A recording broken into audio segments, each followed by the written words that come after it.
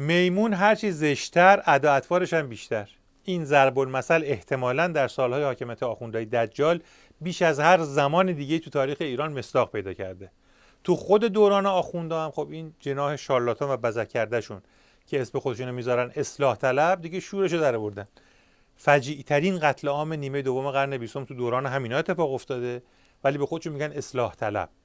همین الان هم رکورد اعدام رو حتی به نسبت زمان پاسدار احمدی نژاد همین روحانی در دست داره، ولی خب ژست اصلاح طلبی رو هم ترک نمیکنن. آخوند بیشرم وقیحی که دستگاه‌های امنیتی و اطلاعاتی و جاسوسی رو تو رژیم دیگه کهنه کرده، بعد شده کلیددار اصلاحات مدل آخوندی.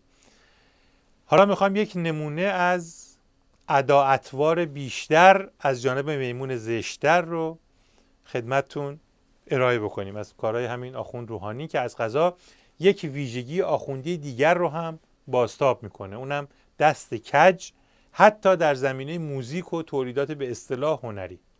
منتها این بار دزد ناشی زده به کاهدون و از کلیپ تبلیغاتی اوباما که چندین میلیون نفر یا چندین 10 میلیون نفر اون رو دیدن دزدیده و کپی کرده.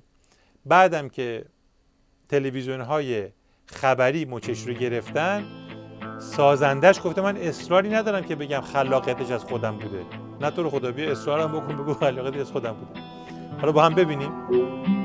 بگذاریم که فضا و فرصت خدمت برای همه ایرانیان که دل در گرو این مرز و بوم دارند باز شود.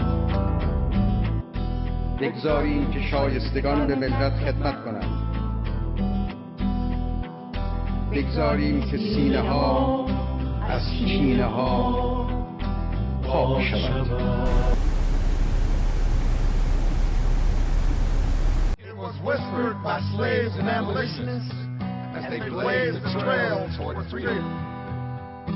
Yes, we can. Yes, we can.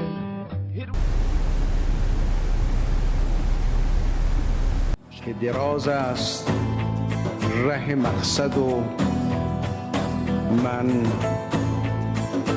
نوسفرم. نخیر نوسفر کجا بود؟ نوکیسه و ندید بدید آره، ولی نوسفر اختیار دارین. ارگان‌های اطلاعاتی و جاسوسی نظام رو به قول معروف ته کشیده اومده شده رئیس جمهور ارتجاع.